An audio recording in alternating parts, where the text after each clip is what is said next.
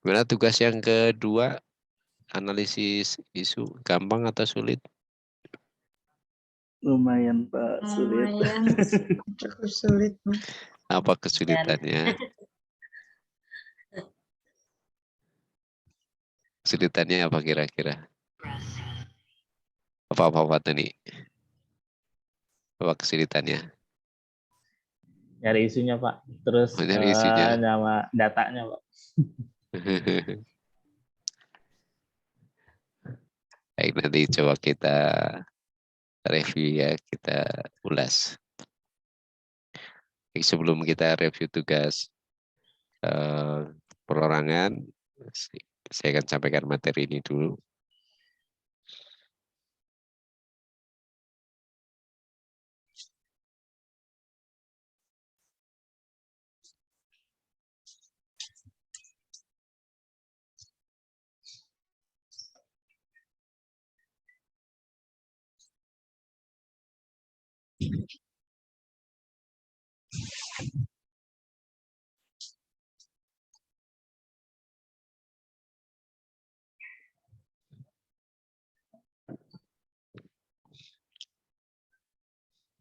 Baik, untuk materi kita sekarang adalah teknik analisis SWOT. Teknik analisis SWOT. Bagaimana kita menganalisis kekuatan, kelemahan, kemudian peluang, dan ancaman-ancaman. Ya, Bu Putri, nggak apa-apa. Untuk analisis SWOT, pada dasarnya kita membuat organisasi kita, atau mungkin kalau kita di tingkat perorangan, diri kita itu menjadi dua bagian.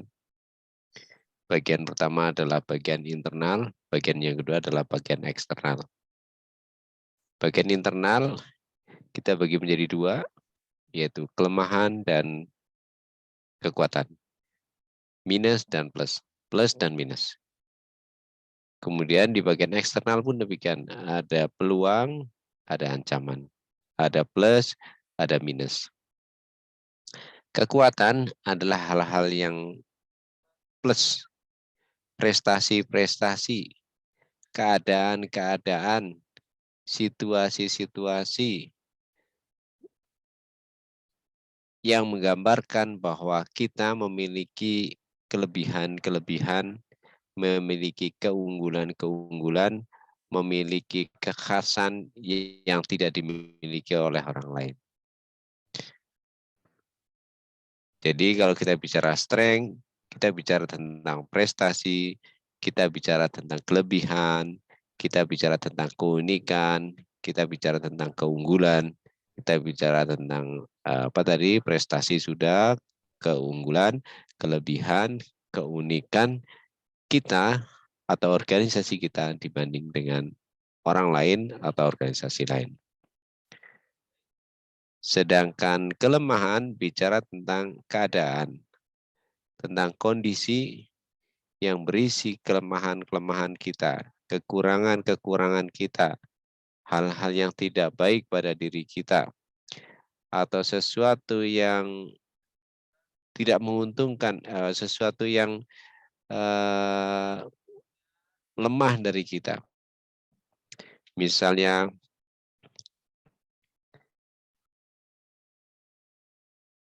kita tidak akrab dengan orang lain, kita hanya sendirian.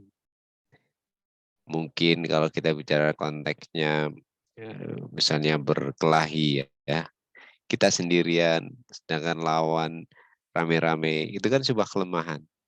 Kemudian bicara tentang peluang, berarti kita bicara tentang situasi atau keadaan di luar sana, di luar kita, yang kita bisa ambil, yang kita bisa peroleh, yang bisa kita raih, agar kita menjadi lebih baik, agar kita bisa mencapai tujuan organisasi, agar kita mencapai tujuan kita. Kemudian yang keempat, kita bicara tentang ancaman, sesuatu menghambat kita, yang mungkin akan mencegah kita, yang mungkin akan memperlambat kita untuk mencapai tujuan kita. Jadi benar ketika kita bicara tentang analisis SWOT, maka kita bicara tentang upaya untuk meraih sesuatu, upaya untuk mencapai sesuatu.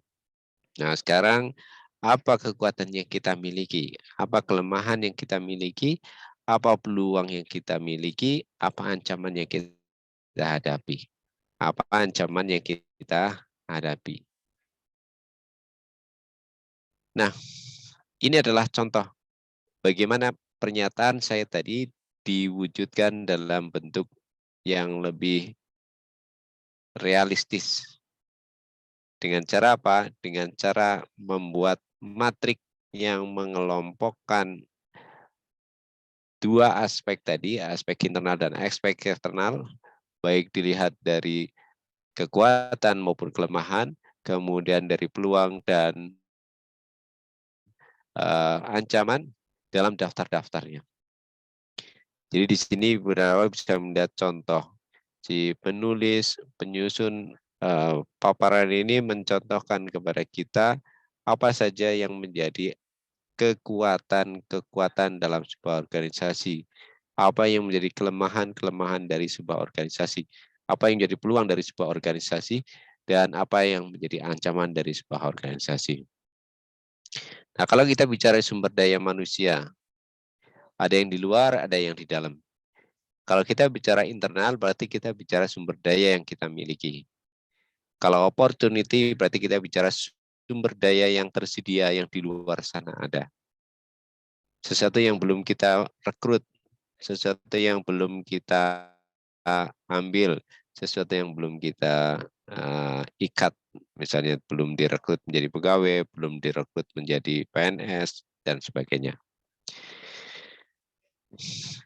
Nah, strategi yang disusun dengan pendekatan SWOT ini sebenarnya strategi yang menggabungkan antara dua faktor, baik itu internal maupun eksternal. Jadi faktor internal digabungkan dengan faktor eksternal. Baik faktor kekuatan maupun faktor kelemahan. Faktor kekuatan digabungkan dengan peluang, faktor kekuatan strength digabungkan dengan threats, ancaman, atau faktor kelemahan weaknesses digabungkan dengan opportunities, peluang, atau faktor weaknesses digabungkan dengan threats atau ancaman-ancaman. Dan ini adalah contoh lain bagaimana kita membuat daftar dari masing-masing faktor, baik internal maupun eksternal, baik internal berupa kekuatan maupun internal berupa kelemahan-kelemahan. Sedangkan ini adalah contoh yang lain untuk faktor eksternal. Faktor eksternal. Ini salah, faktor strategis eksternal, bukan internal ya, eksternal. Eksternal. Sebentar saya ganti.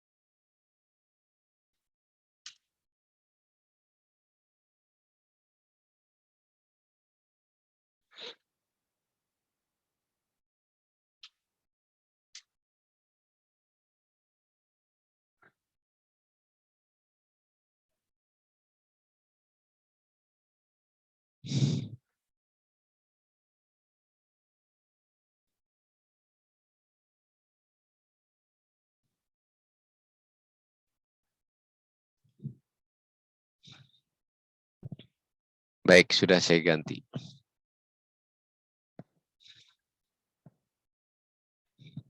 Kalau kita lakukan dengan benar, maka faktor strategis eksternal akan berada di luar sana. Kita ambil ilustrasi seperti ini. Kalau Bapak dan Ibu punya tujuan ingin memiliki rumah, maka Ibu dan Bapak akan menganalisa diri sendiri. Apa yang saya miliki? Kemudian kelemahan apa yang saya miliki? Misalnya saya punya uang, saya masih muda. Kalau misalnya Bapak dan Ibu masih 30-an, saya masih muda. Saya punya masih istri saya bekerja. Misalnya kalau yang sudah beristri. Kalau yang belum beristri atau belum bersuami, di samping saya jadi PNS, saya juga punya usaha sampingan misalnya. Itu adalah kekuatan. Kemudian yang lain, selain tabungan, saya punya misalnya aset yang bisa saya jual untuk menutupi misalnya kalau mau beli rumah, mobil, motor, pekarangan, emas, dan lain sebagainya. Itu adalah kekuatan-kekuatan. Sedangkan kelemahan-kelemahan adalah sesuatu yang minus dari kita. Contohnya, saya punya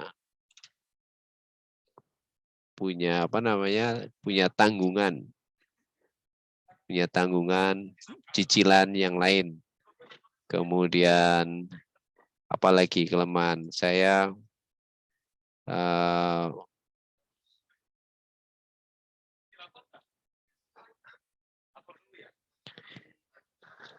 apa contoh kelemahan yang lain? Saya punya banyak tanggungan, misalnya. Gaji kecil. Kenapa? Gaji kecil. Gaji kecil, mungkin. Terus apa lagi? Kalau mau pikirnya.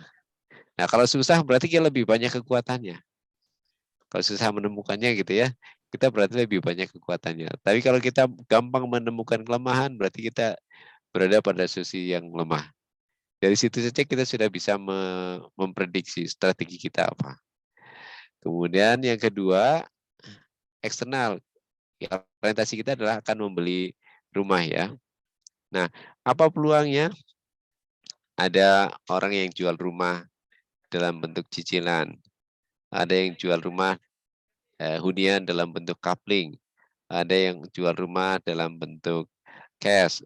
Ada tersedia fasilitas kredit. Kemudian ada pinjaman lunak dari mertua. Mungkin kalau yang sudah menikah, kalau yang belum menikah ada pinjaman lunak dari orang tua. Mungkin ada ada peluang untuk mendapatkan tabungan perumahan, tabungan perumahan rakyat, TAPRA.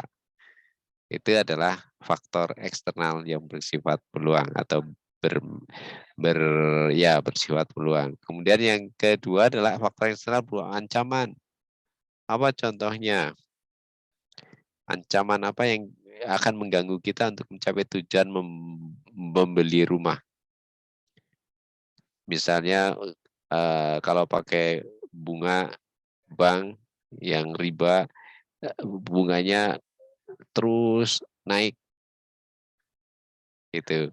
Kemudian yang kedua, kalau kita pegawai belum tetap, kita pegawai musiman alias pegawai kontrak. Kemudian ancaman yang lain lagi apa kira-kira?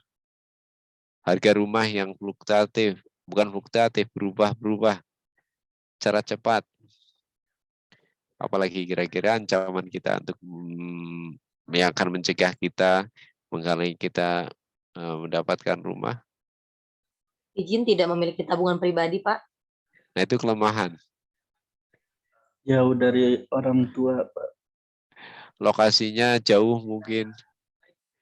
Lokasinya tidak dekat dengan transportasi. Biasanya kita mau beli, saya misalnya mau beli rumah, mikir mau ke kantor naik apa. Berarti jarak dari rumah ke kantor, jarak dari lokasi yang akan kita beli itu jauh. Itu contohnya. Nah, dari urean seperti tadi, kita Bapak dan Ibu bisa mengkombinasikan. Misalnya kita dominan di kekuatan.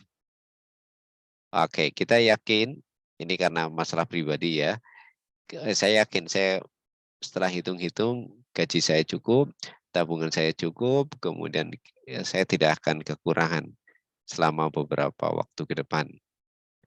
Gaji, kemudian tabungan, andai pun saya ini di total kewajiban saya dalam 1 bulan misalnya gaji 100%, penghasilan 100% ketika di total antara cicilan rumah dengan tanggungan untuk keluarga misalnya 75%. Berarti masih ada 25% untuk tabungan alias masih bisa bernapas. Nah, itu berarti kita sudah menetapkan diri pada sesi yang kuat. Kemudian kita melihat ada peluang. Ya, peluang itu kita raih. Peluang itu kita ambil. Peluang itu kita ambil kalau ancamannya lebih kecil daripada peluangnya. Jadi kita membeli rumah misalnya dengan menggunakan skema kredit, kita membeli rumah dengan skema cash, kita membeli rumah dengan skema apa namanya? Ada hard cash, ada soft cash, ada kita beli rumah dengan cicilan tidak berbunga misalnya. Ada yang berbunga, ada yang tidak berbunga, kemudian ada yang cash, ada yang hard cash, ada soft cash gitu ya, ada istilahnya gitu. Bayar sebagian cash, kemudian yang lainnya dilakukan secara berjangka ke belakang. Jadi masing-masing strategi itu diberi istilah. Misalnya kalau kita mengambil strategi yang tadi, kita berarti growth alias ekspansif, alias kita bertambah luas.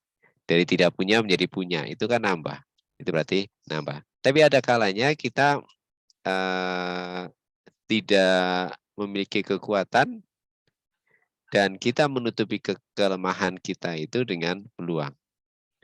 Misalnya gini, kita ingin punya rumah tapi nggak punya duit, nggak punya uang. Di sisi lain ada peluang.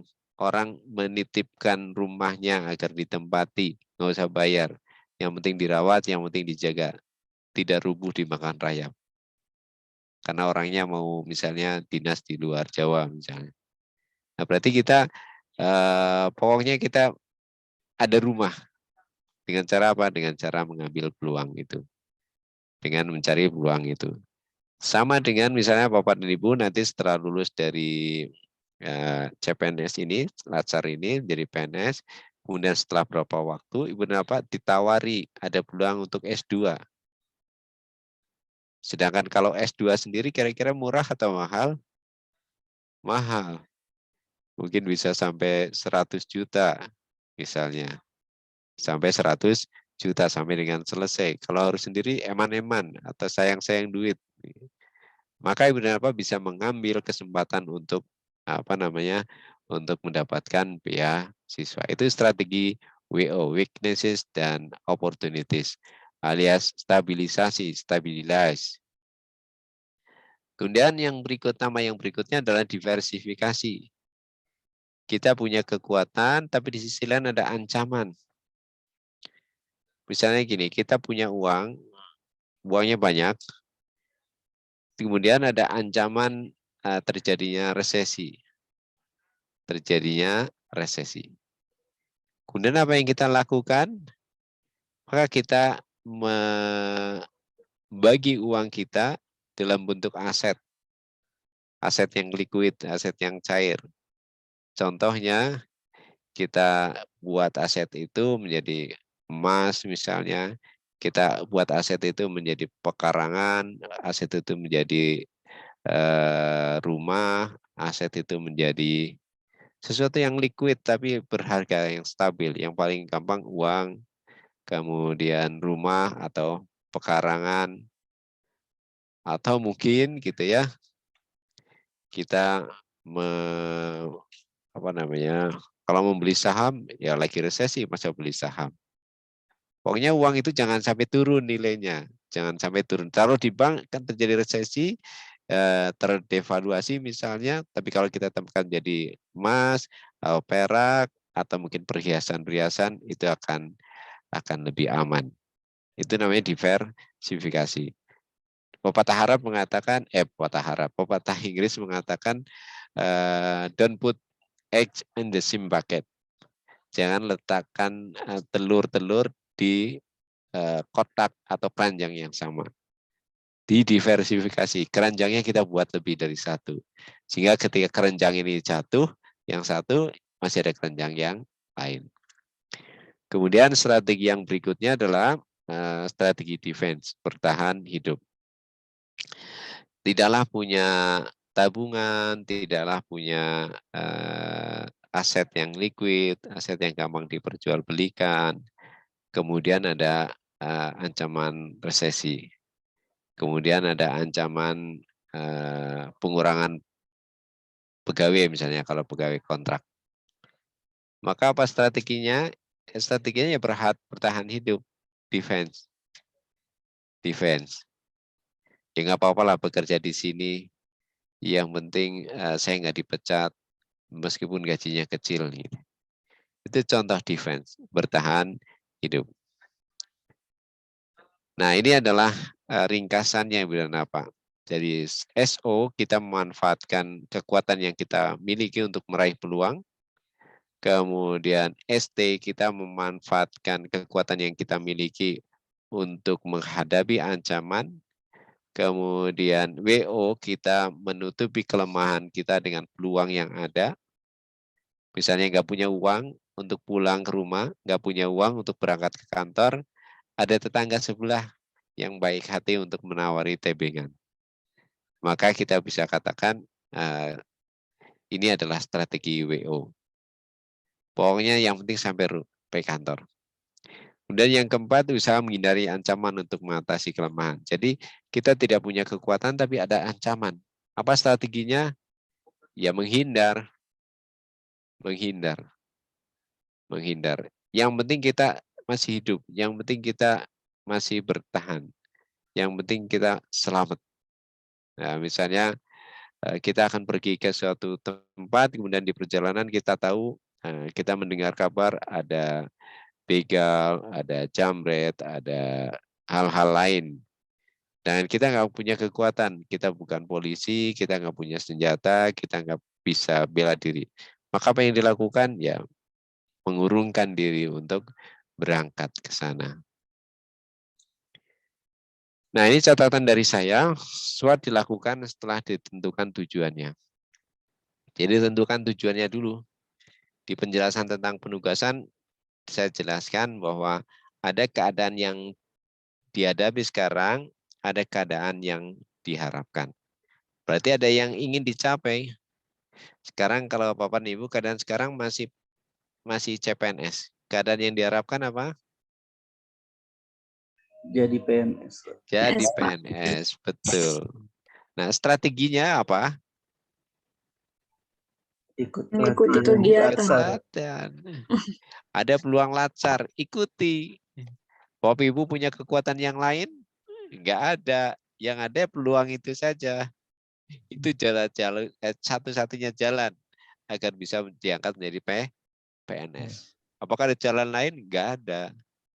Enggak ada. Itu kelemahan. Maka strateginya ya ikuti latsar ini. Ikuti latsar ini. Ambil kesempatan latsar ini. Kalau kesempatan latsar ini tidak diambil, apakah bisa diangkat menjadi PNS? Enggak. Itu, Pak. Nah, baru kemudian yang saya katakan tadi, kita menetapkan atau membuat strategi dengan SWOT ini. Sebenarnya tadi, kalau misalnya Bapak News sekarang statusnya adalah CPNS, ingin jadi PNS. Jadi tujuannya menjadi PNS. Saya tidak punya daya yang lain. Saya tidak punya kekuatan. Kalau toh ada, kecil sekali. Ada satu-satunya adalah peluang. Peluang apa? Latsar ini. Satu-satunya adalah latsar ini. Ya ikuti latsar.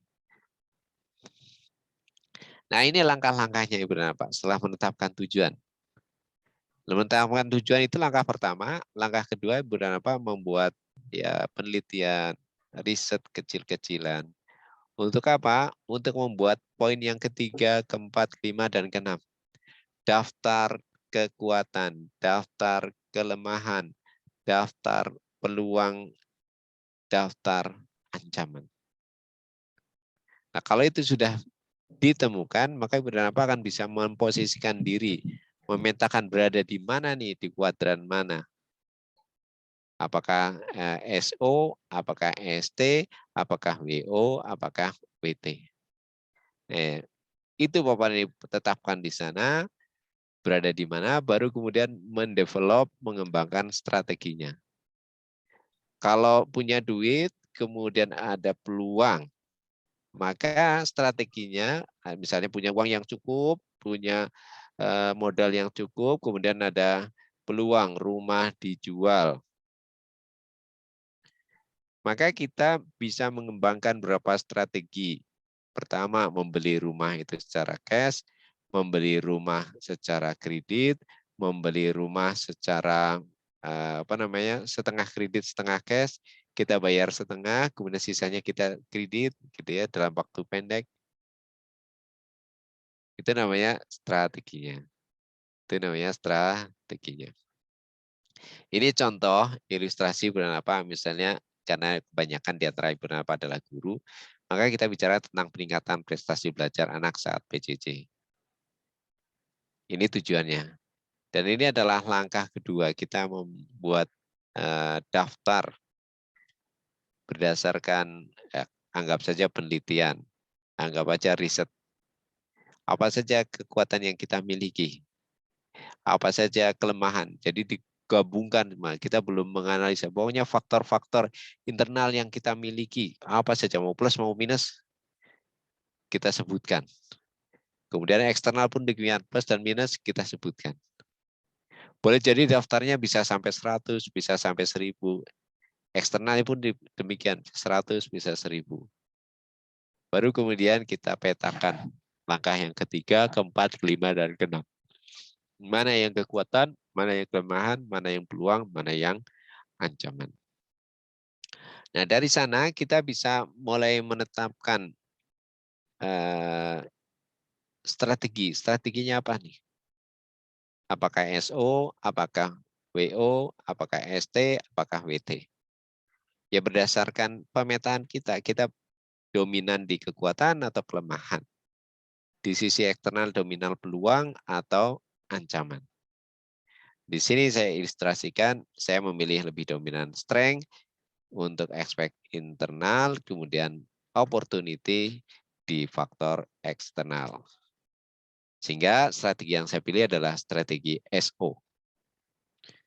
Kemudian dari strategi ini saya mengembangkan dari pilihan ini, pilihan SO alias growth, saya mengembangkan strategi. Salah satunya saya membuat platform tutor online yang sesuai dengan karakteristik sekolah. Apakah ada yang lain? Ya mungkin. Mungkin membuat apa misalnya? Membuat platform tutor yang versi kita sendiri.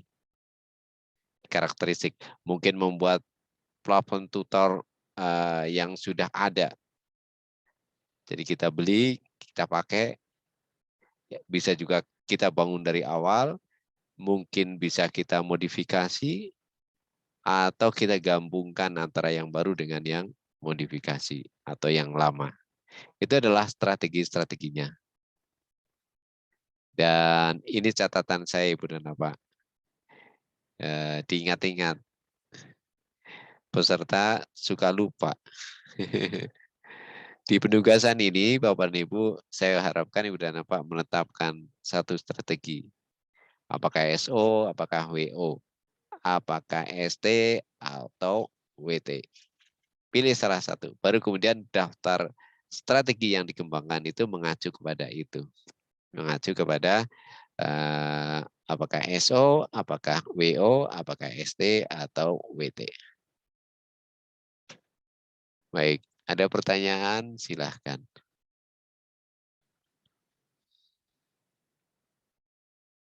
Saya Pak, Baik, Pak Fatani. Lemes sih Pak Fatani. Sehat, Pak?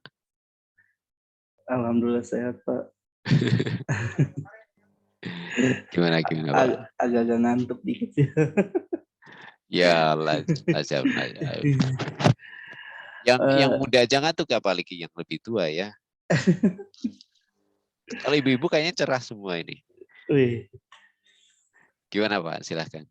saya mau tanya Pak, antara poin-poin kekuatan dan kelemahan itu apakah harus sinkron, atau maksudnya misalkan poinnya di kekuatan 3, berarti kelemahan harus 3 gitu, enggak kan Pak? Ya itu untuk memudahkan aja sebenarnya. Oh gitu. Untuk memudahkan. Bisa juga peluangnya cuma 1. Bisa juga peluangnya lebih dari 1. Kekuatannya mungkin lebih banyak. Kekuatannya mungkin 1. Kekuatannya hanya 1. Punya cinta misalnya. Ya. Itu bahasa apa namanya, bahasa orang gombal gitu ya. Kekuatan saya hanya 1, cinta. Peluangnya apa? Ya ada yang mau dengan saya meskipun saya hanya modal cinta. Gitu. Ya sudah, ya udah. Ada orang lain dia modalnya bukan hanya suka, tetapi jika dia punya pekerjaan, dia punya apa namanya, punya fasilitas, di samping juga cinta. Nah, maka meraih kesempatan untuk misalnya mendapatkan orang yang dicintai, mendapatkan dalam pengertian melamar ya, bukan mendapatkan melakukan hal yang dilarang, bukan. Gitu Pak. Mungkin aja Baik Pak, makasih Pak. untuk memudahkan saja, untuk memudahkan. Kalau dalam prakteknya mungkin ya cukup 1 aja. Misalnya saya punya duit, kemudian ada orang mau jual rumah, ya udah kita ambil. Masalah penghasilan rumah ya biar masalah pengeluaran belanja buat keluarga ya udah kita apa namanya, kita sampingkan, cukup lah gitu. Bukan kelemahan gitu. Bukan kelemahan. Yang lain silahkan. Pak Ugi, sehat Pak? Sepertinya tengkleng ke Ya Pak, kanan gitu ya. Pak Ugi ya kayaknya Pak. Ada cahaya satu dari Pak sebelah kiri yang apa sebelah kanan? sebelah kiri Pak. Sebelah kiri. Ya karena yang sebelah kanannya gelap. Nah, Silakan Pak Ugi. iya. Kan saya sempat baca modulnya itu Pak terkait SWOT. Ya, Nah, di modul tersebut itu ada perhitungan scoring Pak. oke. Nah, apakah scoring itu sesuai kita menentukan isu kayak kemarin menentukan isu prioritas, apa perlu data pendukung lainnya Pak? Terima kasih Pak. Ya, untuk tugas kali ini tidak perlu sampai ke sana lah. Tidak perlu sampai ke sana. Cukup digabungkan antara faktor ini, faktor ini. Ya kalau dibuat matematika, dibuat perhitungan-perhitungannya ada yang jelimet. Tapi bukan ke sana orientasinya. Orientasinya Ibu dan Bapak menentukan strateginya apa berdasarkan apa kekuatan, apa kelemahan, apa peluang, apa ancaman. Itu aja. Kalau jelimetnya ya ada pembagiannya, ada presentasinya dan lain sebagainya. Ya mungkin itu kan pembobotan. Pembobotan itu ya siapa yang memboboti. Ya mungkin kita lakukan secara individual, mungkin bisa kita lakukan dalam sebuah sesi grup diskusi. Mungkin aja Pak. Tapi untuk sesi ini enggak. Saya enggak minta untuk dibuatkan hitungan-hitungannya. Yang gampang-gampang aja Pak. Yang lain silahkan. Pak Omin, saya hanya dengar suara Pak Omin di learning journal aja, nggak dengar di ruang Zoom nih. Hadir Pak. Oh, alhamdulillah suaranya udah bisa Kemarin alhamdulillah live. udah ditolong sama Pak Fahmi, udah dibenerin dari jarak jauh. Masya Allah. Diapain Pak Fahmi? Didoain.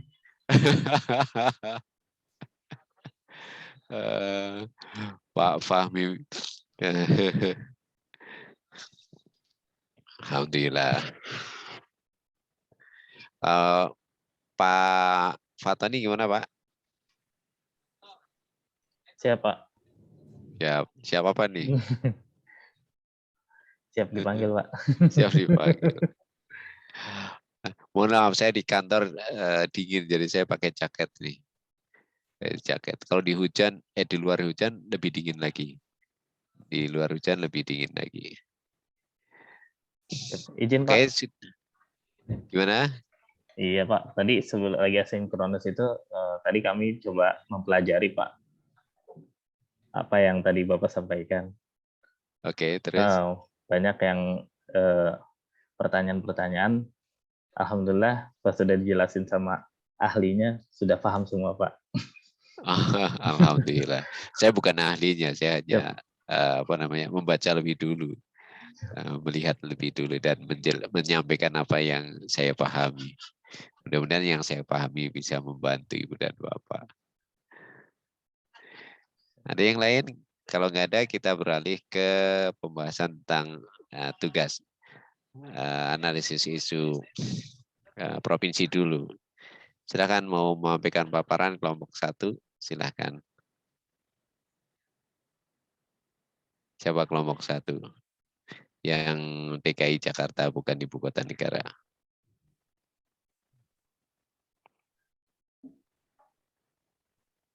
Pak Fatoni.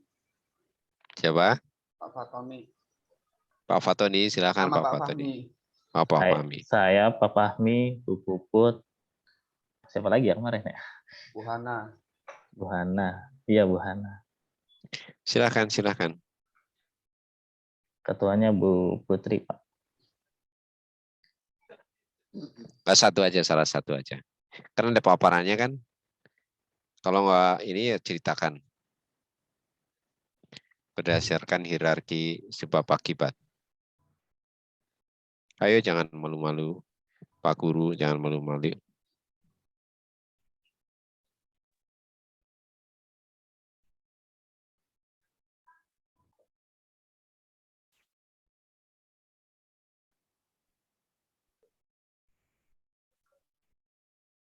Kayak Pak Fatoni kalau begitu. Maunya ditunjuk nih. Silakan Pak Fatoni. Bu Putri, mohon izin. Itu di-share mungkin. Yang kemarin itu. Ini Pak Fatoni lagi mengamalkan Ar-Rijal Qawwamuna 'alan Nisa. Masya Allah. Iya, karena Pak Fatoni laki-laki ya, Bu Putri perempuan.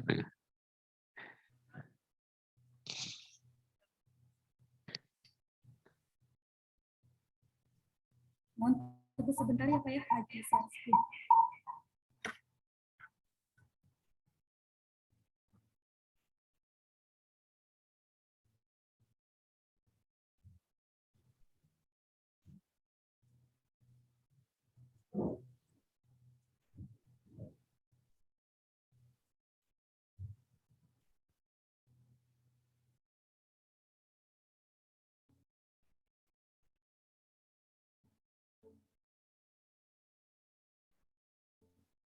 Bu Putri. Baik Pak. Nah, itu ada 2 speaker hidup. Nah, benar kan ada 2 speaker. Salah satu speakernya matiin. Apakah yang di HP atau di komputer? Kalau Ibu tergantung soundnya mau ngambil dari mana nih?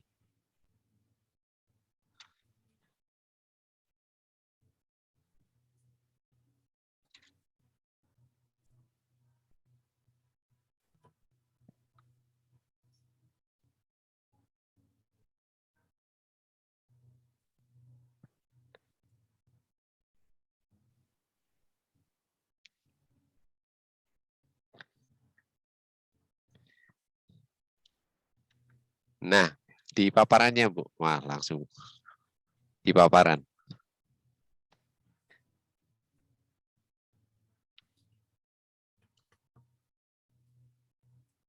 Di paparan. Oh iya Pak. Untuk kelompok 2 mau sama siapa? Sama saya atau bagaimana teman-teman? Nah, Bu Putri pakai speaker yang mana, pakai apa namanya? Salah satunya dimatiin speaker dan ininya. Kalau begini Bapak, suaranya Nah, itu lebih baik.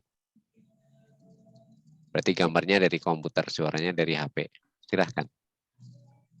Bismillahirrahmanirrahim. Assalamualaikum warahmatullahi wabarakatuh. Assalamualaikum warahmatullahi wabarakatuh. Berdasarkan hasil diskusi kelompok 1, analisis isu aktual di lingkungan Provinsi DKI Jakarta, bukan ibu kota negara.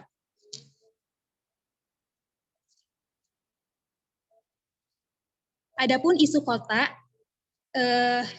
yang berlandaskan analisis isunya, yang pertama kita mengkaji dulu masalah yang ada di Indonesia. Itu adalah isunya bahwa Provinsi DKI Jakarta itu akan dipindahkan. Hal itu terjadi karena beberapa faktor. Di antaranya Pulau Jawa padat penduduk, ancaman bencana alam, krisis air bersih. Lalu setelah itu, kita menentukan APKL-nya berdasarkan pengamatan yang ada di Pulau Jawa tersebut. Di mana nilainya yaitu total dari keseluruhan yang paling tertinggi adalah Pulau Jawa padat penduduk dengan total 20 dan peringkat 1.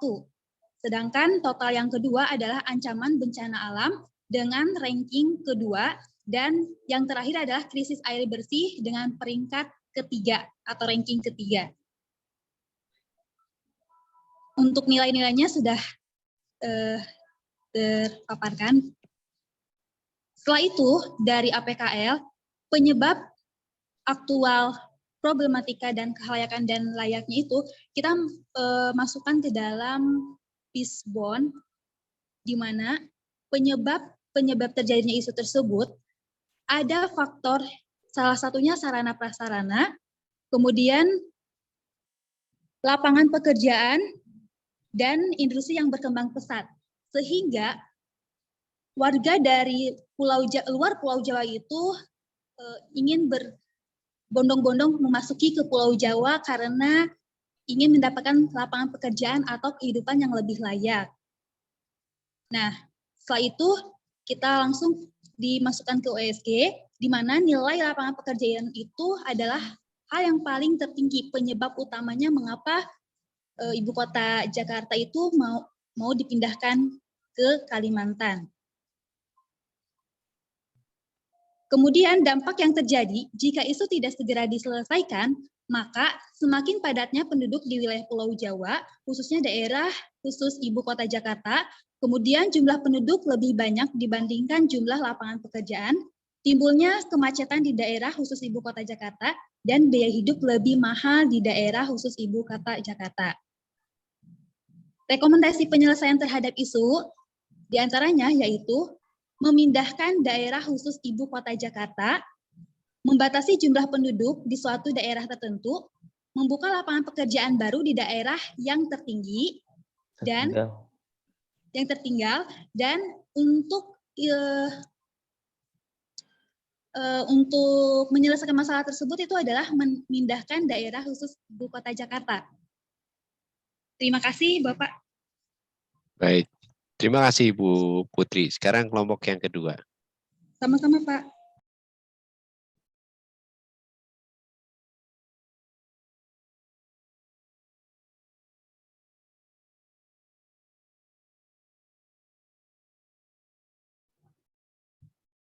Kelompok yang kedua, silahkan. Bu Dwi Hilwani atau siapa nih? Atau Bu Hana?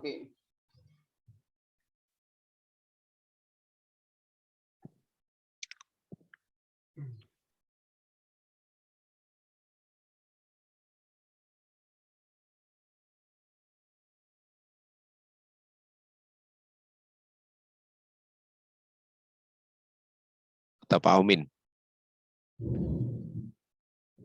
Boleh Pak, bentar ya. Baik. Nyiapin itu. Orang Pekalongan tapi ianya kayak ya orang Bogor. Ya. Lama di Bogor. Oh, masa sih? Di mana Pak Pernah. Omin? Pernah di daerah dulu kerja, pernah 3 bulan. Oh, 3 bulan. Kirain 30 tahun. Kalau orang Bogor kan itu ya. Silahkan. Bentar, Pak, lagi cari filenya dulu. Nah, sekalian latihan nanti paparan di aktualisasi ya lapangan rancangan.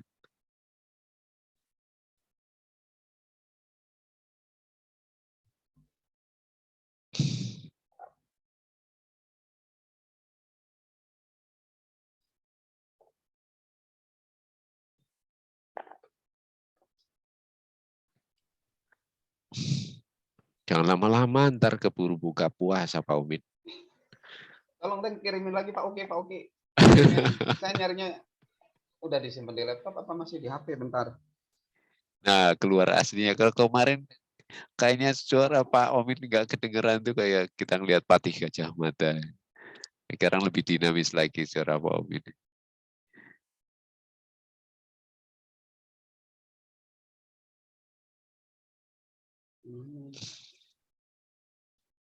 Pak Uki atau yang lain tolong kirimin lagi dong di WA. Kalau enggak yang share kalian dah saya ngomong. Coba saya share screen ya Pak. Ya. Oke, Bu Dwi Hilwani. Pakai salah satu speaker atau ininya seperti Bu Putri tadi. Biar tidak ada echo gema.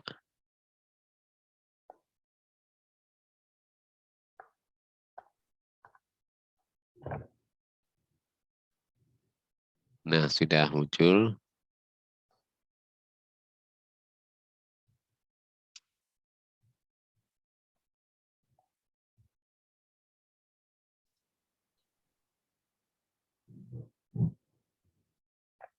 Ya. Kalau dari kemarin kan temanya adalah Maniverse dan aplikasi Metaverse dan pelayanan publik di DKI Ya, Jakarta betul. gitu Pak ya. Oke. Ya. Karena pemahaman kami adalah Metaverse itu berkaitan dengan dunia maya atau berkaitan dengan internet, maka kami mengambil kesimpulan bahwa untuk pelayanan publik itu bisa dilaksanakan melalui layanan internet. Jadi kami menggunakan aplikasi Jaki di sini untuk sebagai isu pelayanan publik. Kami mengambil bagus. Kami mengambil judul aplikasi Jaki dalam pelayanan publik di masyarakat DKI Jakarta. Oke, good. Silakan lanjut. Dari pendahuluan, karena adanya pandemi COVID-19 yang berjalan kurang lebih 2 tahun, menyebabkan mobilitas antara pemerintah dengan masyarakat itu terkendala. Akan tetapi kebutuhan masyarakat itu ternyata tidak bisa ditinggalkan. Akhirnya pemerintah membuat suatu terobosan berupa aplikasi untuk memberikan kemudahan kepada masyarakat agar mereka tetap bisa melakukan kegiatan atau mendapatkan pelayanan dari masyarakat tanpa harus bertemu secara langsung. Terus turunin Pak, tolong. Ya, aplikasi Jaki sendiri ini memiliki fitur-fitur yang membantu warga DKI Jakarta dalam layanan digital. Jadi antaranya ada Jakarta Tanggap COVID-19, layanan Pemprov DKI Jakarta, kolaborasi membangun Jakarta, dan yang lainnya. Dinas Komunikasi Informatika Statistik DKI, Ibu Atika Nur Rahmania mengatakan bahwa aplikasi Jakarta penanganan COVID ini telah membantu masyarakat dalam kegiatan vaksinasi. Sehingga masyarakat bisa mendaftarkan diri untuk di mana dia akan mendapatkan vaksinasi. Terus identifikasi masalah.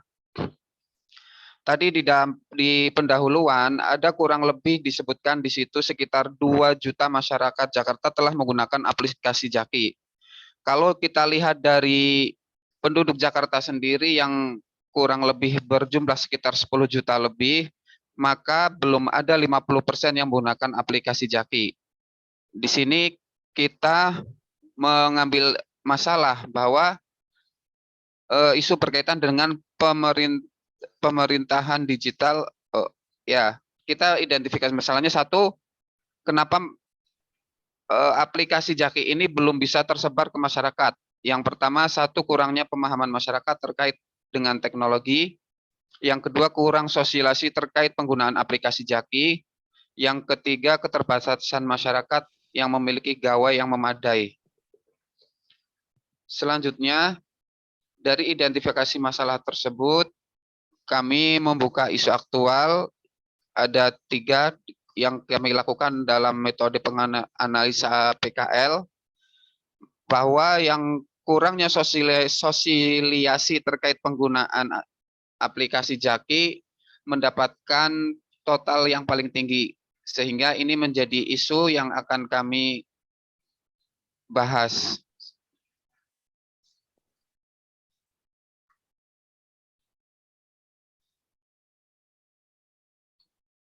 Penyebab isu tadi, kurangnya sosialisasi, diantaranya yang pertama adalah kurangnya rasa ingin tahu masyarakat.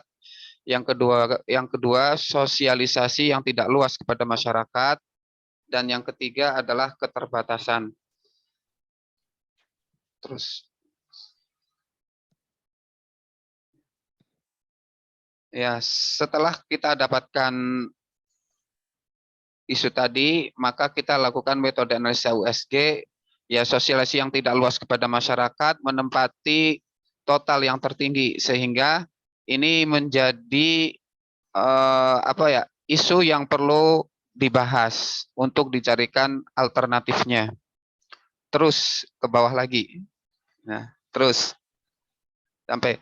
Nah, rekomendasi penyelesaian terhadap isu tersebut, yang pertama adalah mengadakan penyuluhan di tingkat RW, meningkatkan sosialisasi di media sosial, dan memasang poster di lingkungan sekitar. Dari metode analisa McNamara ini,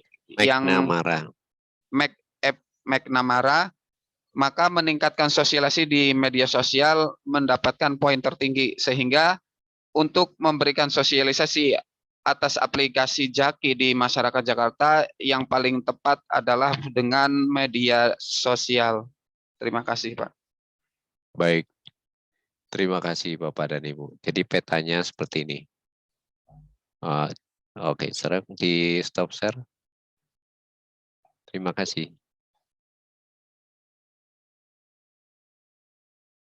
Baik kelompok 1 maupun kelompok 2 ya. Ini saya hanya ambil pokoknya saja yang dipilih. Nah, padat penduduk. Pertanyaannya, kenapa padat penduduk? Karena jadi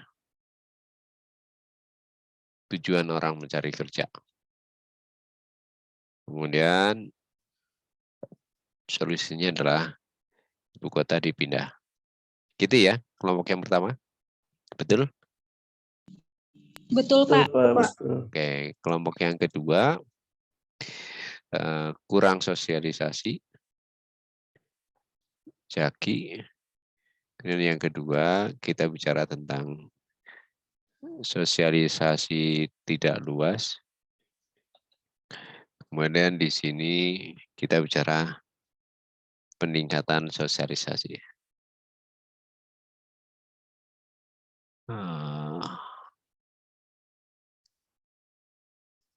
Benar seperti ini?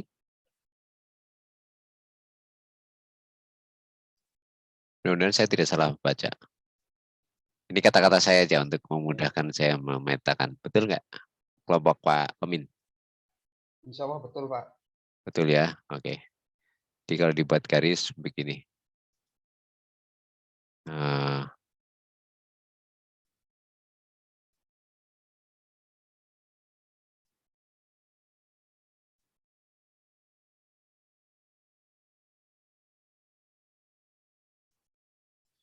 Dari ini ke atas dibaca dengan jika, maka. Coba dibaca Ibu dan Bapak.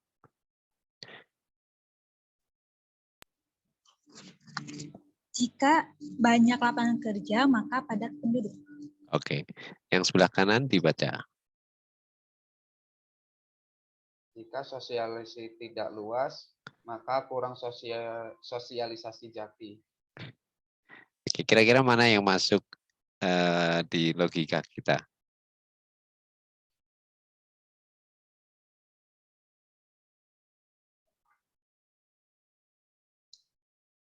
Yang kiri atau yang kanan? Nggak usah sungkan, nggak apa-apa.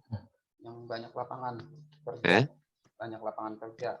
Yang sebelah kiri berarti kan, yang menunjukkan hubungan sebab akibat. Karena banyak lapangan kerja, maka padat penduduk. Sebenarnya ada variabel antara di sini.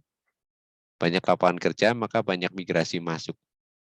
Ketika banyak migrasi masuk, maka jumlah penduduk banyak.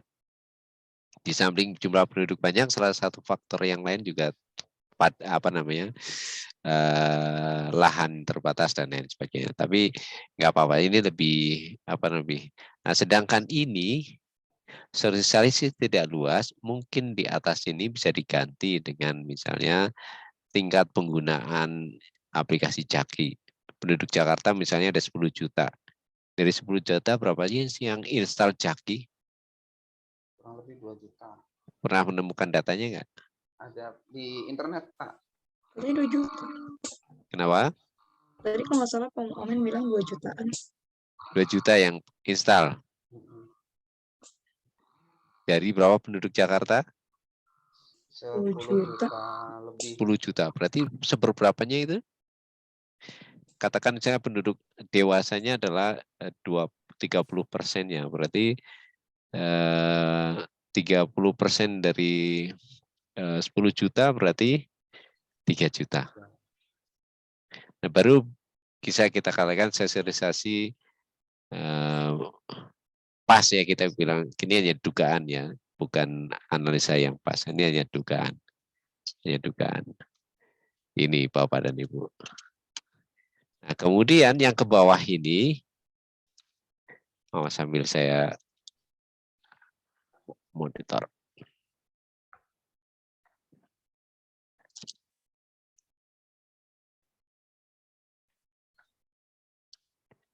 Yang ke bawah ini, Bu dan Bapak, adalah jawaban alternatif atau solusi untuk membuat lapangan kerja tidak numpuk di Jakarta. Tadi ada satu pilihan yang nggak ditetapkan sebagai prioritas. Apa tadi Bu Putri? Membuat lapangan kerja di tempat lain? Ada nggak tadi? Ada kayaknya. Ada nggak di pilihan yang lain? Ada, Pak. Ada. Maka jika ada titik atau ada pusat lapangan kerja lain di luar Jakarta, maka akan membuat migrasi masuk ke Jakarta itu berkurang. Salah satu alternatifnya. Karena selama ini asumsinya lapangan kerja itu terbesar di Jakarta, berarti sekarang kita desentralisasi lapangan kerjanya. Meskipun ibu kota dipindah juga mendesentralisasi, tetapi dalam konteks ini kan ibu kota pindah itu menjadi akibat ya. Menjadi akibat dari padatnya penduduk di Jakarta. Nah, kemudian untuk sosialisasi tidak luas, kalau kita menggunakan kata meningkatkan sosialisasi melalui medsos, nah itu baru pas. Yang di atasnya yang kita ganti dengan dengan tadi Bapak? Penggunaan aplikasi. Dengan fakta bahwa yang menginstal Jaki itu baru 2 juta, padahal penduduk Jakarta 10 juta. Kalau misalnya penduduk dewasa 5 juta gitu ya, berarti masih ada margin yang bisa kita tingkatkan untuk disosialisasikan. Nah, ini alat bantu Ibu dan Bapak untuk Bapak dan Ibu merekonstruksi bagaimana mengurutkan sebuah kejadian berdasarkan hubungan sebab akibat. Nah, saya sudah membaca tugas Bapak dan Ibu. Ada yang mengikuti pola yang saya tetapkan di mana, di lembar yang saya tugaskan kemarin, tetapi ada juga yang tidak mengikuti pola yang saya tetapkan.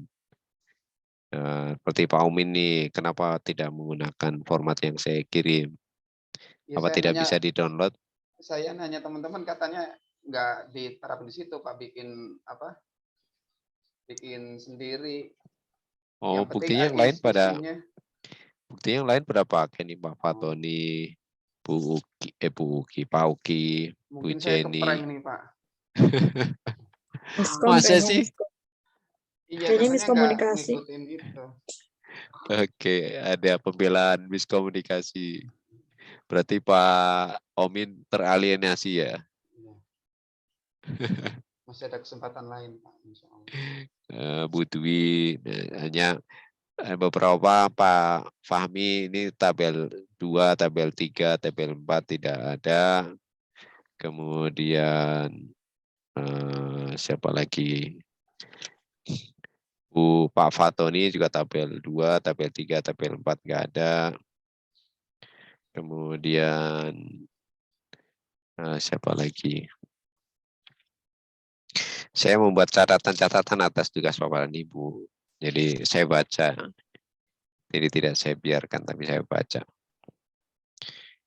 Oke, kenapa itu semua penting Ibu dan Bapak? Karena nanti kita bicara konteksnya.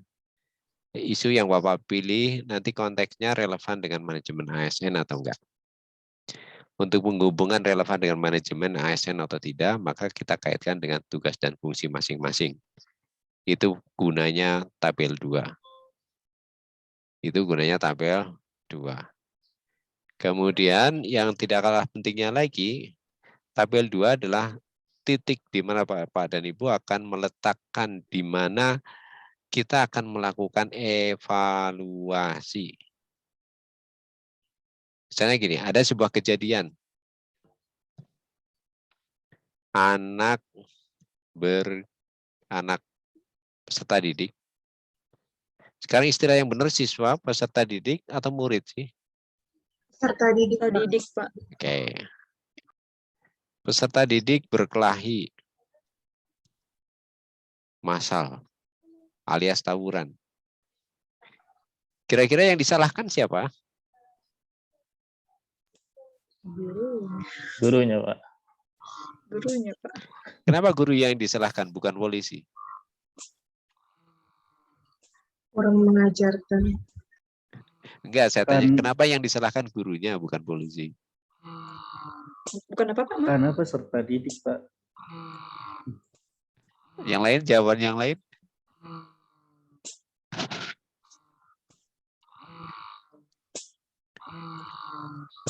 Karena dalam konteks peserta didik, Pak.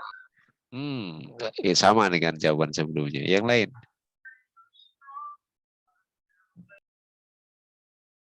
Ayo, kalau ini belum terjawab berarti dugaan saya pas. Kenapa penugasan yang dilakukan tugas individu hasilnya seperti ini? Dan ini merupakan modal penting. Mungkin itunya secara massal Pak, jadi guru yang disalahkan. Bukan. Ada yang lain. Karena masih memakai alma mater sekolah. Izin Pak. Oke, silakan. Karena peserta didik, guru tugasnya itu mendidik peserta didik, Pak. Oke, mendekati. Good. Sebagai tupoksi. Good. Nah, dari dua jawaban terakhir. Karena yang sedang dievaluasi adalah guru. Kinerja guru dalam melaksanakan tugas dan fungsinya. Makanya di tugas kan disebutkan analisa isu berdasarkan atau sesuai tusi peserta kan? Ya enggak? Iya, Pak. Nah, ini modal pentingnya Ibu dan Bapak. Ini modal pentingnya. Kenapa guru yang dalam tanda petik disalahkan? Karena yang sedang dievaluasi guru. Boleh jadi pada kesempatan lain kalau yang dievaluasi adalah polisi, polisi yang disalahkan. Boleh jadi orang tua yang disalahkan kalau yang dievaluasi adalah orang tua. Kalau saya Menteri Pendidikan, maka saya akan mengevaluasi jajaran pendidikan. Kalau saya Menteri Perlindungan Anak, Pemberdayaan Perempuan dan Perlindungan Anak, maka yang saya akan evaluasi adalah mungkin orang tuanya. Kalau saya adalah Komisi Kepolisian, saya akan mengevaluasi kinerja polisi. Kalau saya presiden atau saya gubernur, maka saya akan mengevaluasi guru, saya mengevaluasi orang tua, saya mengevaluasi polisi. Ini menyangkut apa? Menyangkut wewenang. Wewenang. Nah, kembalikan di sini. Ini adalah isu. Ini adalah isu.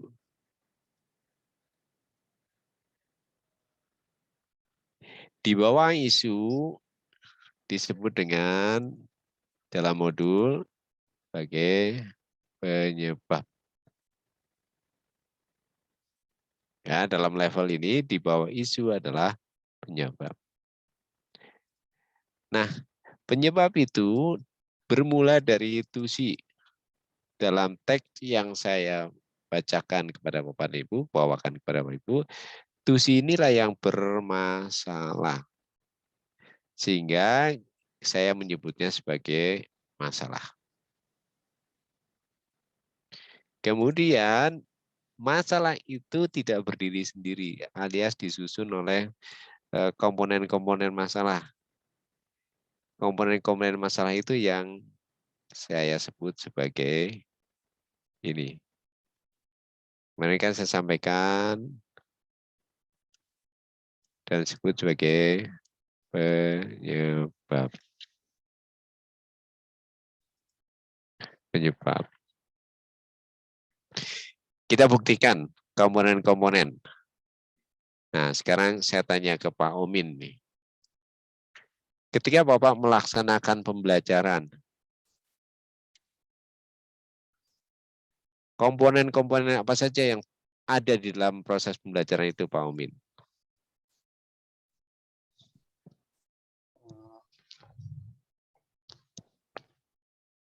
Komponennya alat ajar, Apa? buku pelajaran, Buku. Terus apa lagi? RPP, Apa? RPP, RPP. Terus apa lagi? daftar siswa, daftar hadir, Daftar siswa. Ini saya urut dulu, nggak apa-apa.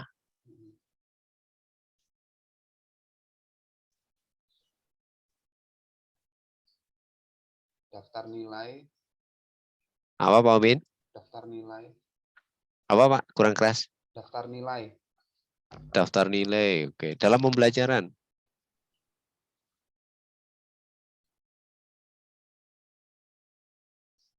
Buku pelajaran, daftar. Di kelas. oh di kelas, Yang kelihatan Pak. Di kelas. siswa, Siswa. Oke. Terus apa lagi Pak?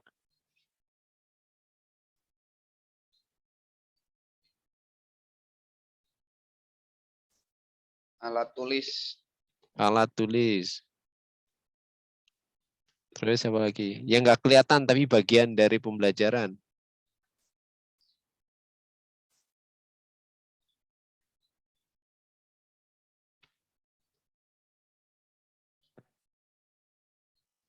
Cara mengajar. Sama nggak guru SMA, guru SLB, guru SD, guru SMP dalam mengajar? beda, Oke. Yang guru SLB ada di sini?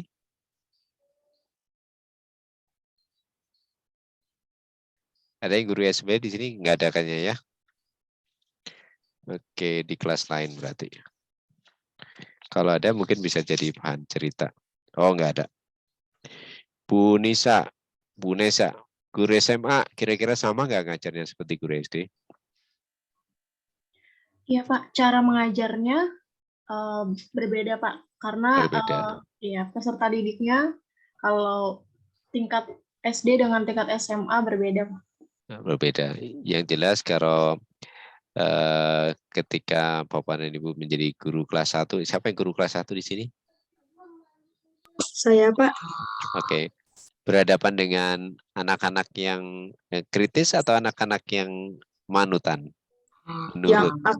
hiperaktif, lebih apa namanya?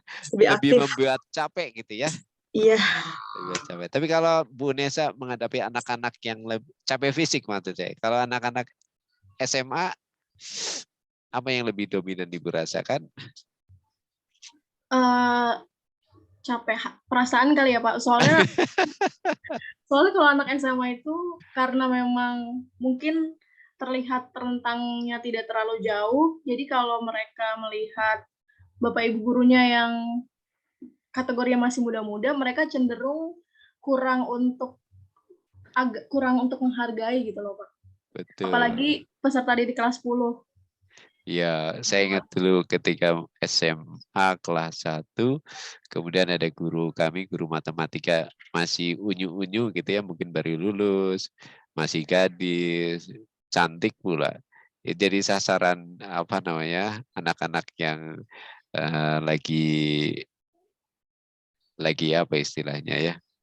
Ya pokoknya jadi beban tersendiri kalau saya jadi gurunya gitu ya.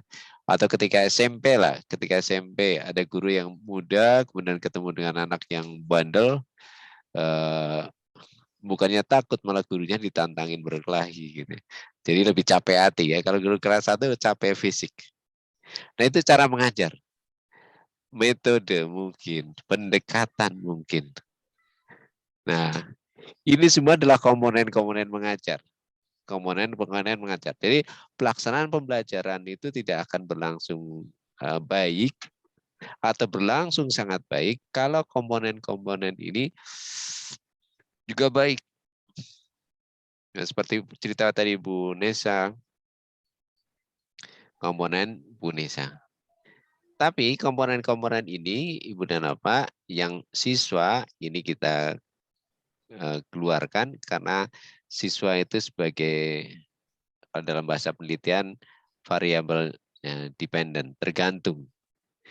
Jadi anak-anak isengin guru, anak-anak usil sama guru atau apapun itu karena sebab guru atau pembawaan guru. Tapi kalau apa yang menjadi penyebabnya ini cara mengajarnya. Cara mengajarnya kita kembalikan kepada manusianya. Kepada si guru ya, kita fokuskan kepada guru. Nah, mungkin ada tambahan lain? Apalagi selain cara mengajar, selain alat tulis, RPP, daftar buku pelajaran. Kalau guru olahraga kira-kira apa? Alat bantunya mungkin? Alat bantu. Nah inilah yang menjadi penyusun kejadian yang akan mempengaruhi proses pembelajaran. Ini Ibu dan Bapak. Jadi tidak akan muter-muter.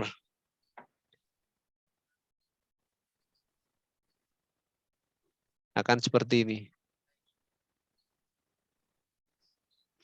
Apa ini Bapak dan Ibu? Segitiga. Segitiga terbalik.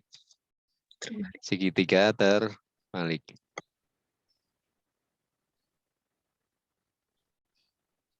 Kita letak titiknya di sini. Jadi kalau kita urut misalnya kita bicara tentang pembelajaran, cara mengajar yang baik akan membuat pembelajaran berlangsung lancar. Langsung lancar. Ini. Apakah cuma satu caranya saja? Enggak. Di titik yang lain kita bisa mencapai alat bantu, rencananya, RPP, dan seterusnya.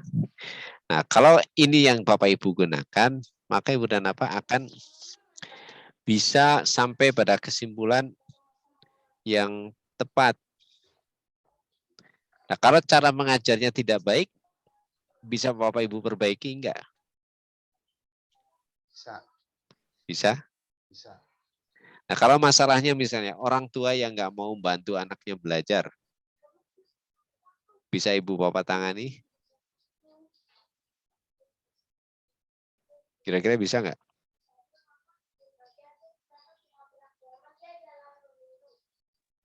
Halo? Ayo, silahkan berkomentar. Gimana Pak Fatoni? Pak Fahmi? Nggak bisa kali Pak, orang tua. Kalau toh bisa, pertanyaan berikutnya, apakah itu tugas seorang guru? Itu Pak. Jadi kekhasan tulisan Bapak kali ini adalah kita bicara tentang sebuah persoalan didekati dengan menggunakan kacamata tugas dan fungsi. Makanya apa namanya? Maaf. Misalnya cerita tentang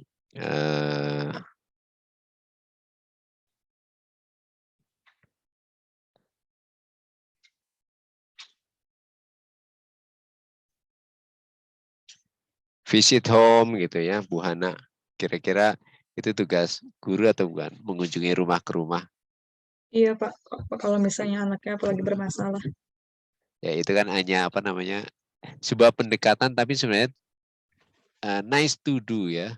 Iya. Tapi kan bukan should to do kan. Iya. Tapi nice to do. Yang kita bicara should to do, harus dikerjakan. Kalau itu nice to do, tapi yang should to do-nya dikerjakan dulu. Yang tugas pokoknya itu yang dikerjakan dulu.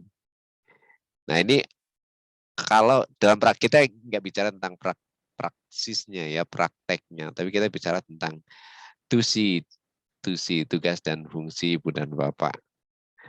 Seperti Pak Fatoni membuat metode melengkapi fasilitas. Nah, kira-kira tugas guru atau bukan melengkapi fasilitas? Bukan, Pak. Bukan. Kalau atau melengkapi fasilitas, kira-kira mau nggak duit gajian dipakai untuk? Jangan lah. Nah, itu Pak. Itu. Tapi kalau kita bicara tentang bagaimana Bapak mengajar, itu masih bisa diperbaiki. Media yang Bapak gunakan, pendekatan yang Bapak gunakan, itu masih relevan dengan TUSI. Kemudian Pak Uki juga pemilahan sampah. Nah, dari skala tertentu mungkin masih bisa, tapi pertanyaannya untuk Bapak dalam status sebagai pelaksana, mungkin nggak Bapak melakukan pemilahan sampah? Pak Uki mana ya? Pak Kalau Uki. kita skalanya di TPS, Pak. Pak Uki di Sudin atau Pemilahan. di TPS nih? Sudinnya, Pak. Tapi kan kita membawai beberapa TPS. Oke, pertanyaan saya Pak, mungkin nggak? Saya nggak nanya, mungkin nggak Bapak kerjakan?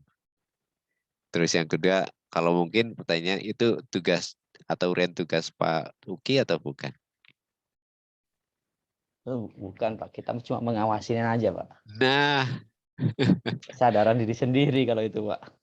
nah pengawasan atau pemantauan. Nah, yang jadi permasalahan itu bukan kesadaran orang, tapi bagaimana mekanisme pengawasannya? Orang mau atau tidak mau, memilah atau tidak memilah, bukan masalah dia mau atau tidak mau. Nah, sekarang tugas kita dalam proses pengawasan itu baik atau enggak. Nah, itu yang dipermasalahkan. Itu yang dipermasalahkan, Pak. Jadi, pemilihan sampah itu hanya sebagai akibat. Sedangkan penyebabnya adalah bagaimana Bapak melaksanakan tugas dan fungsi Bapak. Gitu. Kemudian Bu Putri. Iya, Pak.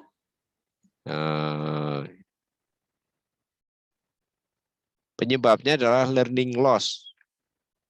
Learning loss itu penyebab atau akibat? Akibat, Bapak. Kalau di judul, bukan, di tabel 6 ya Pak, Ibu memilih PAIKEM. PAIKEM itu apa? Pembelajaran aktif, inovatif, kreatif, dan menyenangkan, Pak. Berarti itu metode atau pendekatan kan? Iya. Berarti yang jadi jadi hal yang harus diperbaiki adalah pendekatan atau metode mengajar Ibu. Learning loss itu di tabel 1 di isu. Iya, betul, Pak. Nah, begitu cara mengurutkannya. Terima kasih, Pak. Ya, sama-sama. Kemudian Pak Fahmi juga tadi sudah ya membuat pelatihan, apakah seperti ini, minim minat. Nah, Anda itu benar minim minat. Nah, apakah solusinya ikut pelatihan? Iya Pak, kadang karena di sekolah itu kan menyediakan informasi pelatihan dari P2TK gitu Pak. Oke. Nah, Tapi kan yang jadi masalah kan sekarang gini nih, saya nggak minat. Kemudian solusinya nggak minat pelatihan. Kemudian solusinya ikut pelatihan. Kecuali saya nggak terampil, solusinya ikut pelatihan. Itu pun juga kalau dia hubungan sebab-akibatnya ya oke lah sebagai analisa. Tapi dalam konteks tugas kali ini adalah analisa tusinya Pak. Tusi Bapak sebagai seorang guru. Difokuskan ke sana Pak. Fokuskan ke sana. baik Pak. Kemudian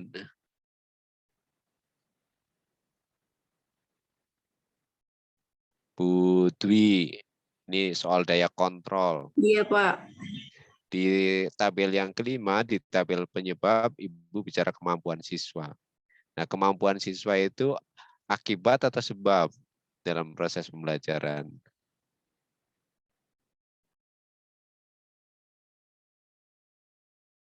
Belajar dulu baru mampu atau mampu dulu baru belajar? Belajar dulu. Nah, berarti kemampuan siswa adalah isu.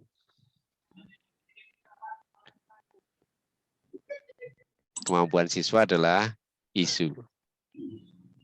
Game edukasi adalah komponen dari sebuah proses yang disebut dengan pembelajaran.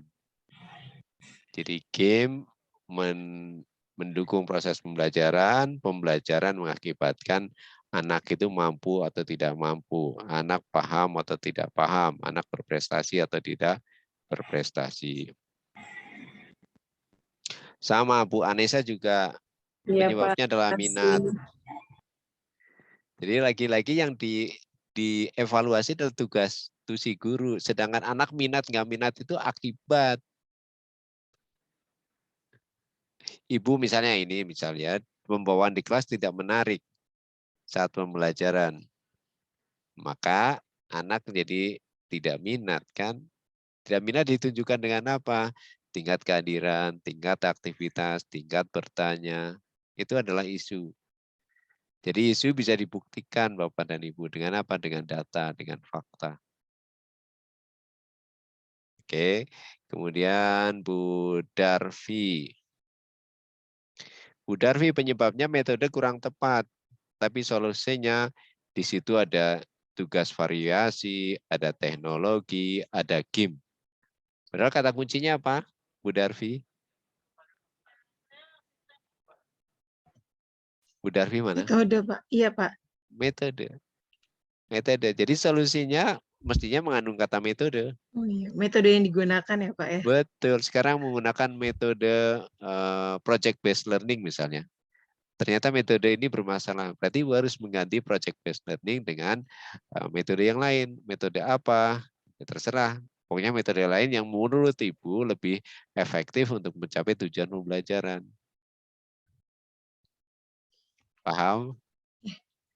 Siap, Pak. Pasti, Pak. Kata kuncinya metode, jangan dilebarkan ke mana-mana, kecuali analisa Ibu, analisa multivariat. Jadi bukan cuma satu variabel. Kita sekarang analisa satu variabel aja. Metode aja, media saja, kemudian material saja, mesin aja gitu. Kecuali kita judulnya analisa faktor-faktor yang mempengaruhi prestasi belajar. Nah, nanti berarti kita akan ketemu faktor media pembelajaran, cara pembelajaran, material pembelajaran, kemudian dan seterusnya. Nanti akan ketemu masing-masing menyumbangkan berapa kekuatan berapa persen untuk ini. Kemudian sudah selesai. Sepertinya semua dibahas. Cuma mohon maaf Pak Omin yang tidak saya bahas karena tidak mengikuti skema yang saya siapkan. Pak, saya mau nanya saja ya. Boleh. Karena kalah sebenarnya set saya dia. kalau itu bikinan saya juga urutannya sesuai dengan Baik, apa? coba Bapak rekonstruksi. Karena Iya. saya nggak melihat dokumen itu, maka silakan coba Bapak rekonstruksi. Apa isunya, kemudian apa masalahnya, kemudian apa penyebabnya, kemudian apa solusinya. Oke, saya beri hak jawab. Kalau isunya kan apa? Kurang kemampuan membaca anak, kurangnya kemampuan membaca anak. Oke, terus masalahnya apa?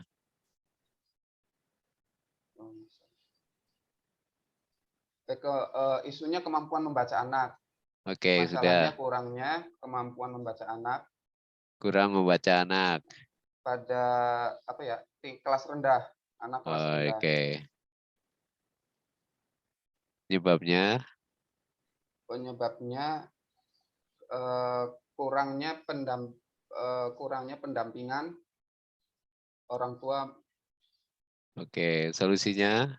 Solusinya bukan pendampingan. Solusinya ya orang tua dan guru lebih memperhatikan. Ini bukan pendampingan, Oke. apa penyebabnya? Kurangnya Guru dan ortu bersinergi gitu ya. Kurangnya bukan pendampingan, itu pengawasan. Yang di mana? Di solusi atau di penyebab? Penyebab. Kurang pengawasan. Kurangnya pengawasan. Pengawasan ortu atau pengawasan guru? Ortu dan guru.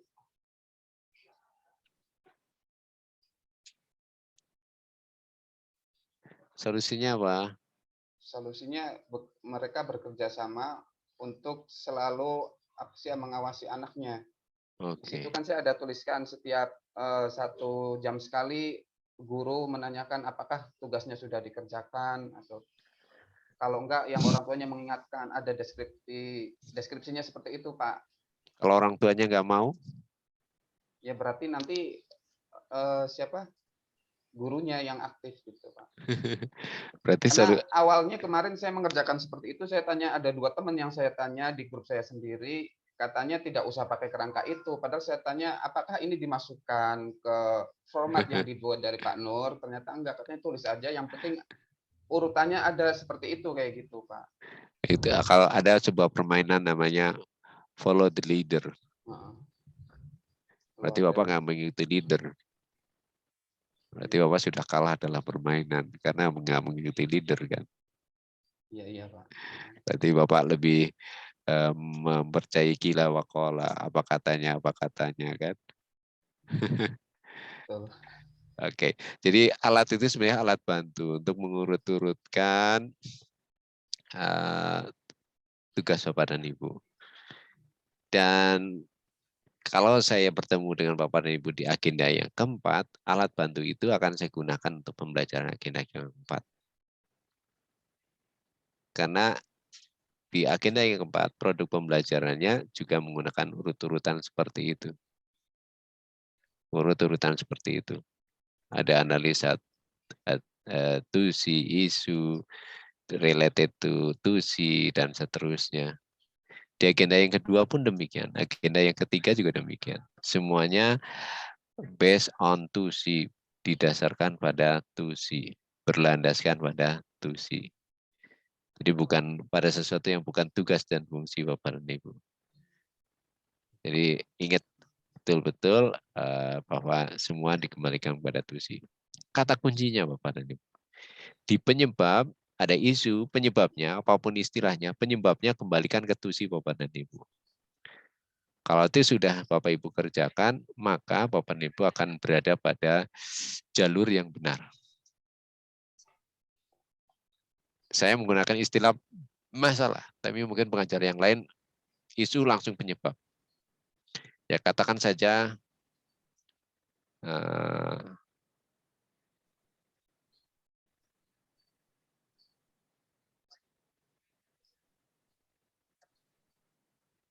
ini, maaf,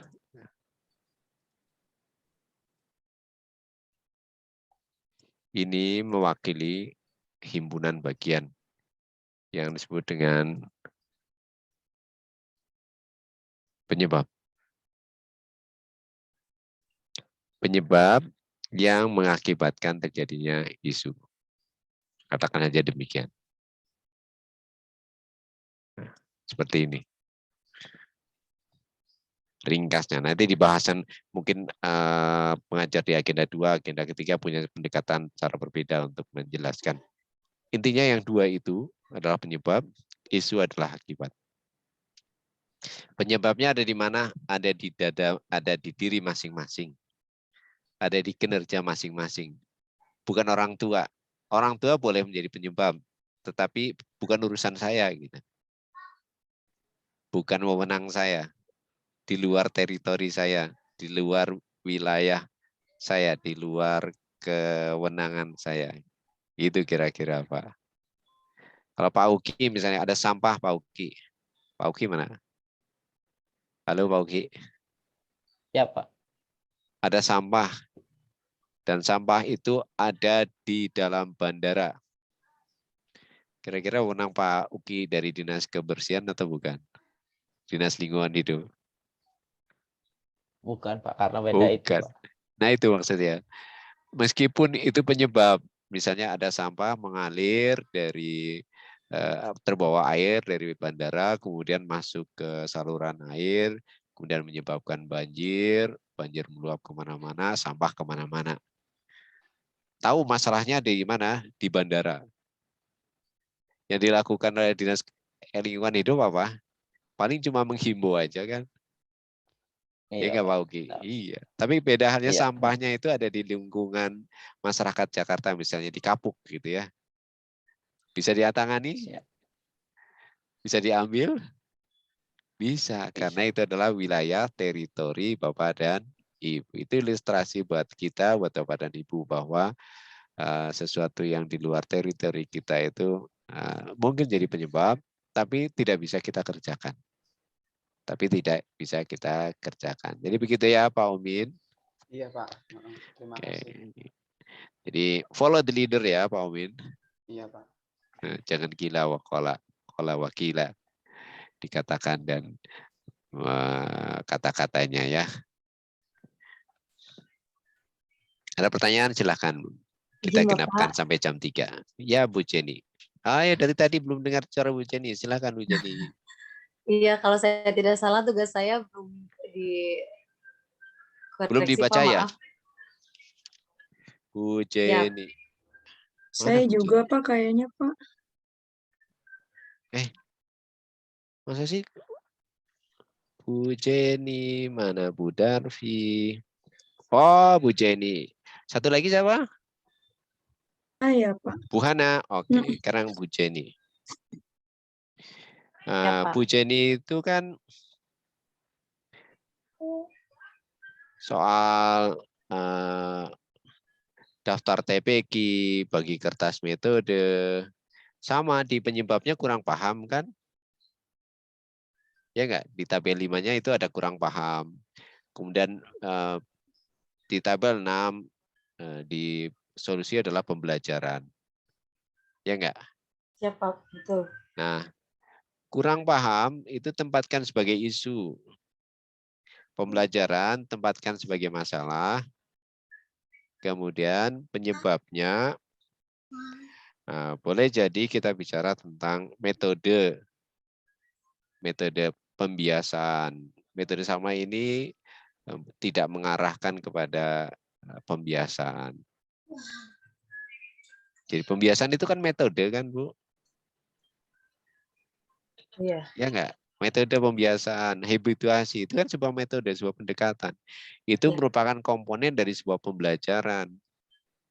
Nah, susunannya seperti itu. Anak tidak paham, anak tidak bisa baca Al-Quran, anak tidak bisa baca huruf hijaiyah. Maka pertanyaannya adalah bagaimana kinerja saya sebagai guru dalam mengajar? Apa yang kurang dari diri saya? Oh, ternyata metode saya tidak pas. Maka saya kemudian alternatifnya adalah metode, misalnya metode habituasi, kalau Ibu mau begitu, atau metode yang ini, metode yang ini. Jadi bukan bagi kertas metode, tapi metode apa gitu ya. Itu Bu Jenny. Bu Hana, Terima kasih. mana ya tulisannya Bu Hana? Saya baca semua. Tapi Bu Hana tulisannya ngumpet di mana nih? Nah ini dia. Bu Hana kan soal bully kan? Ya soal bully. Kenapa terjadi bully? Nah, ada iri, ada pelampiasan, ada tersaingi. It's okay kalau kita bicara sebagai fenomena sosial secara umum. Kenapa terjadi bully? Kalau di luar sana ya, kita bicara tentang konteksnya adalah tugas dan fungsi Ibu sebagai seorang guru. Ibu ngajar kelas berapa? Kelas 1. Kelas 1. Nah, anak saling membuli satu sampai lain. Ada yang mengejek-ngejek, Pak. Kalau kelas Ya, 1 kan frekuensi biasa. bully dan lain sebagainya gitu. Begini ya. Pertanyaan saya, bagaimana peran saya sebagai guru? Kembalikan. Bukan kepada si anak. Anak itu sebagai akibat. Variable dependent. Kita variabel independen. Kita yang akan diubah. Camkan, kita yang akan dirubah. Maka apa yang salah dengan saya sehingga anak-anak di kelas 1 itu saling membuli? Berarti ada yang salah nih. Mungkin di pembelajaran saya, mungkin di pengawasan saya, mungkin di pembimbingan saya. Kalau di pengawasan saya salah, apa yang salah? Apakah cara saya mengawas salah? Apakah pendekatan saya yang salah? Apakah alat untuk mengawasi salah dan lain sebagainya? Jadi kembali ke konteksnya adalah pengawasan. Bukan kepada anak. Kalau Ibu kan condong menyalahkan anak kan? Ya enggak? Condong menyalahkan anak. Dan ini adalah fenomena yang terjadi di peserta latsar dan di kalangan guru. Ketika diminta untuk menganalisa ini, kecenderungannya dia akan menyalahkan orang lain. Blame it other. Ya, menyalahkan orang lain. Dugaan saya karena Ibu Bapak guru biasa mengevaluasi ya. Biasa menilai gitu ya. Nah, Bapak Ibu mungkin pernah dengar PTK kan, penelitian tindakan kelas? Pernah, Pak. Nah, PTK kan kurang lebih yang saya tahu itu bicara tentang bagaimana kita mengevaluasi diri kita. Sedangkan hasil belajar itu akibat dari kinerja kita. Nah, Pak Uki kasihan nih jadi minoritas. Tapi kurang lebih sama pendekatannya Pak Uki. Jadi ada sebuah kejadian di luar sana, misalnya soal sampah, maka dikembalikan ke fungsi kita sebagai orang yang diberi beban atau tanggung jawab untuk mengelola sampah. Nah, apa yang salah dengan kinerja kita? Gitu Pak Uki. Oke, semua sudah sudah terulas ya. Jadi tidak ada yang tertolimi. Oke, semuanya sudah? Siap, sudah Pak. Ya, sudah Pak. Terima Oke. kasih. Mudah-mudahan yang saya sampaikan bermanfaat. Sebentar ini saya screen shoot dulu untuk bukti mengajar saya. Jadi benar apa nanti kalau udah jadi guru, rajin-rajin mengumpulkan bukti ya. Bukti mengajar, karena itu menjadi apa? Angka kredit. Menjadi angka kredit. Kalau nggak dikumpulkan secara sedikit-sedikit gitu ya, kalau udah jadi bukit, males ngurus buktinya. Nah, harus jadi bukti kecil, kita punya asisten. Jadi kita punya asisten. Nah, ini cara saya mengumpulkan bukti sambil bicara, sambil tangannya kutak-katik. Oke, ini. Baik, sudah. Terima kasih atas perhatian Ibu dan Bapak. Mohon maaf kalau ada hal yang kurang berkenan. Bukan maksud saya untuk menyakiti perasaan Ibu dan Bapak. Pak Umin, jangan marah ke saya ya. Oke, yang lain juga jangan marah ke saya. Yang saya sampaikan ini adalah bagian dari pembelajaran. Dan kemarin saya menyampaikan format itu sebagai alat bantu dalam pembelajaran ini. Sehingga lebih mudah, karena Bapak Ibu ketemu dengan saya ketemu dengan Bapak Ibu cuma 2 jam pelajaran ya, itu pun terbagi kan dari menjadi 2 variabel, 2 porsinya. Jadi agak sulit kalau harus praktek secara langsung. Itu hanya alat bantu saja. Dan alat bantu itu mudah-mudahan bisa Bapak Ibu manfaatkan bawa ke pembelajaran berikutnya. Baik, terima kasih. Sekali lagi mohon maaf kalau ada hal-hal yang kurang berkenan. Sampai jumpa di lain kesempatan. Saya tutup dengan doa. Subhanakallahumma bihamdika asyhadu an la ilaha illa anta astaghfiruka wa atubu ilaik. Terima kasih. Assalamualaikum warahmatullahi wabarakatuh. Waalaikumsalam warahmatullahi wabarakatuh. Terima kasih Pak. Saya pamit. Terima Pak, kasih. izin Pak. Ya. Terima Apa kasih, Pak? Fahmi, izin apa? Pak, ini kan kita pembahasannya baru jam baru selesai gitu Pak. Sedangkan Terus? tugas itu dikumpulkan batas maksimal jam 9 ya. Bisa ada dispensasi waktu nggak?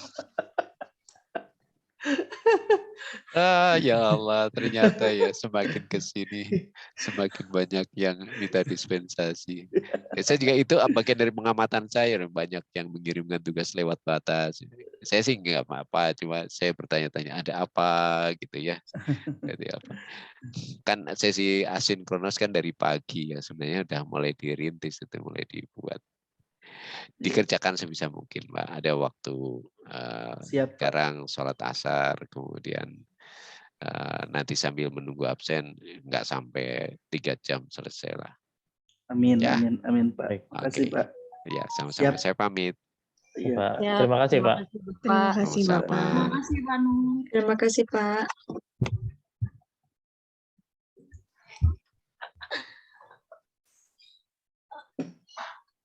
Banyak yang salah. Bapak ini yang ini nggak ada formatnya. Makin bingung kan? Gak ada. Nggak ada.